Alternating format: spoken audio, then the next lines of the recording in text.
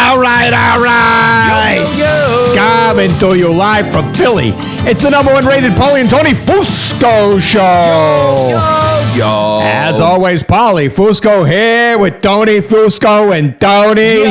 Huge show today. Yeah, we're going to react to the firing of Robert Saleh. Yeah. A lot of idiots think Aaron Rodgers was behind it. No. We'll show you why. And also, we're going to explain why that Cowboys win on Sunday night or Monday morning, whatever it was, should not be a win at all. And we'll react to the terrible situation unfolding in the NLDS and tell you why it's just more bad news for America. Terrible. And by the way, you may be wondering why this episode is coming to you now on a Wednesday instead of our usual Thursday. You see a lot of people, they've been telling us that, we've been kind of, mean to our producer, they say. A little bit, mean to him. Look, we take feedback, Tony. So, yeah, we do. For all his hard work, we've decided he deserves a vacation. Yeah, he does. Good for you, producer. So, out of the goodness of our heart, we decided to give him 4 days in lovely, sunny Florida. Beautiful. Right there on the beachfront hotel. But we just want to make sure, he gets there in time to enjoy this holiday and soak in the sunshine there. So, we're recording on a Wednesday to get him to the airport immediately after the show. We hope you enjoy. I told you, I'm not getting on that plane. And it's insulting that you even asked. Just so ungrateful, Tony. He's shame on you. That's the last time we do anything nice for you. We're never doing anything nice for you. Disgusting. Learn how to be in this business, bro. Say thank you, bro. Yeah. All right. Well, that's enough out of you. Just shut up. Shut up. Anyway, let's not delay any further, Tony. Let's just get right into our top story. Big news out of the NFL. The Jets firing head coach Robert Saleh and team owner Woody Johnson. He came out and he said he fired Saleh because he didn't meet the Jets, quote, expectations. And Tony, that's just clear what's happened here, isn't it? Absolutely. Robert Saleh only had a winning percentage of 37%. If you want to be at the level of a successful Jets coach like a Rex Ryan or a Eric Mangini or even a Herm Edwards, you've got to maintain a relatively solid 47 or 48% winning percentage if you want to meet those high expectations of the Jets organization. And Saleh just fell short of that standard of mediocrity. Just terrific statistical analysis there, Tony. And, Aaron Rodgers is saying he was shocked by the decision. And he says that while he spoke with Jets owner Woody Johnson on Monday night, they talked about other things and not this decision to fire Saleh. And, a lot of people out there, they're saying this is BS. But, Tony, I believe Aaron Rodgers, don't you? 100%. There's so many other more pressing issues that Aaron Rodgers and Woody Johnson probably needed to talk about in that phone call. The election coming up, the problems with Boeing airplanes, declining sales of McDonald's French fries, the new Joker movie bombing at the box office. With all those things going on, how could they even find the time to make coaching decisions? They couldn't. Great football and societal analysis that Tony and the reports, they're saying that Robert Saleh had to be escorted out of the building by Jet security after he was fired. Now, people are saying this was in poor taste and bad optics, but Tony, I think this is very good optics, don't you? Absolutely. This shows the Jets are finally coming together defensively. They kept Saleh from advancing back to his office, intercepted him before he used his key card, and then the defensive stand culminated with a job-ending sack. Just a perfect defensive performance from the Jets.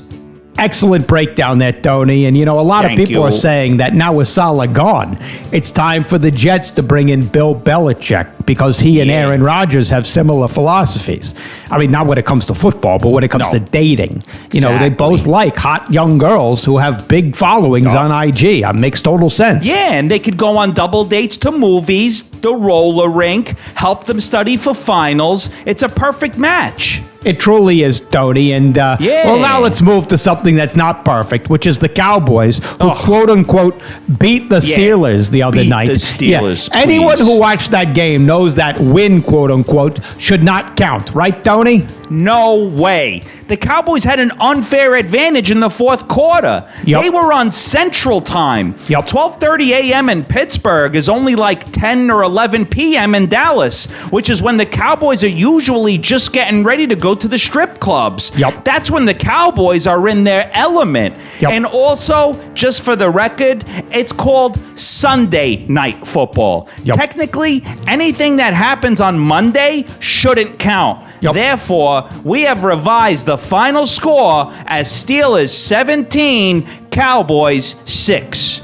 Terrific analysis, Tony. And you know, that's not all from this game. If you watched the broadcast during that rain delay, you could see NBC goofed and accidentally exposed that there was clearly a conspiracy by the NFL to help the Cowboys win. You saw it, Tony. Absolutely. Didn't anyone notice that they served turkey wraps before the game? Yep. Have you ever eaten turkey and then tried to stay awake? Impossible. Exactly. Clearly, the NFL knew that game was going to go late, so they served the Steelers turkey wraps so that they'd fall asleep by the fourth quarter, and they did. Shame on you, NFL, and also Boar's Head. Just a terrible, shameful situation there. And, Absolutely. on that subject, now to Daniel Jones, you know, who some people, they say he had a surprisingly good game on the road in Seattle because he threw 2 touchdowns. Yeah. Even though he still hasn't thrown a touchdown at home in New York in 650 days. Yeah. But Tony, we're not surprised, are we?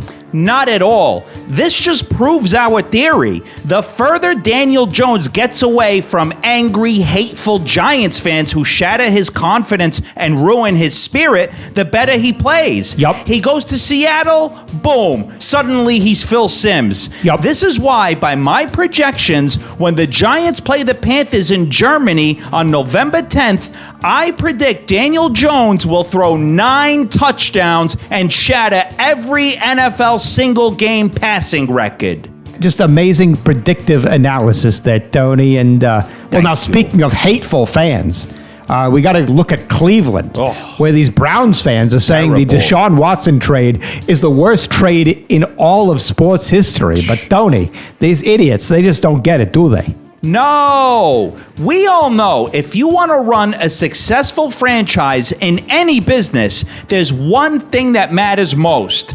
Branding, exactly. Yep. And the Browns have built a brand known worldwide for crappy, disappointing football. They can't just suddenly go and change that now. Yep. I mean, when you go to eat a hot dog at a gas station, you don't expect it to taste good. Nope. You just need it to fill you up and not give you vicious diarrhea. Yep. That's branding. Yep. You got to give your customers what they expect. And that's what the Cleveland Browns have done so masterfully for 30 years.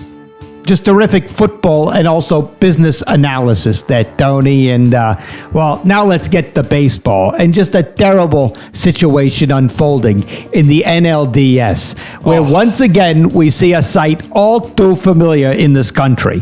The wealth disparity between the super rich and the hardworking man. The Phillies, Disgusting. who worked their way up from nothing, while the Mets, with their big oversized payroll, basically Silver just buying their spoons. way into the playoffs, just like that mom from Full House who bought her kids into Harvard.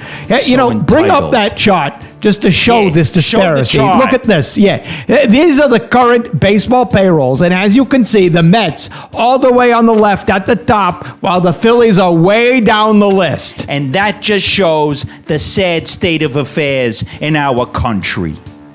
Absolutely, just so sad. But, you know, on the subject of money and making money, it's time for a sponsored message and a word from the movie Joker 2. And, Tony, this is very unusual this week because the ad copy that the studio sent over, I showed it to you.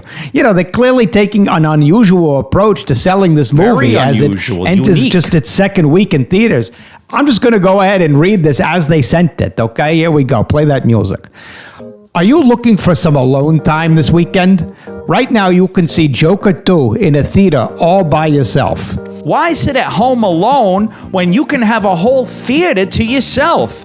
I went the other day, and it was pure bliss. Yep. Not the movie, which is admittedly just total hot garbage, but just being by myself in a dark theater with some popcorn, a little air conditioning, just alone with nobody around to bother me. Joker 2, thank you. Go see Joker 2 at theaters right now. What? Oh, not anymore? Oh, they pulled it. They pulled it, Tony. All right. Well, never mind. Never mind all that. Anyway, all right, look, just let's wrap the show there, Tony. Great job all around. Rate and review the show. Oh, no. I'll go to the merch. You know, we tried to get out kidding there. me? We tried. Shouldn't you be in Florida? This is worse than seeing Joker. What do you want? Corrections. You should be on that plane. That's the correction. Yeah, that's the correction. What? You again said the Phillies don't have a high payroll. Yeah, bro. It's pretty low. They have the 4th highest payroll in baseball.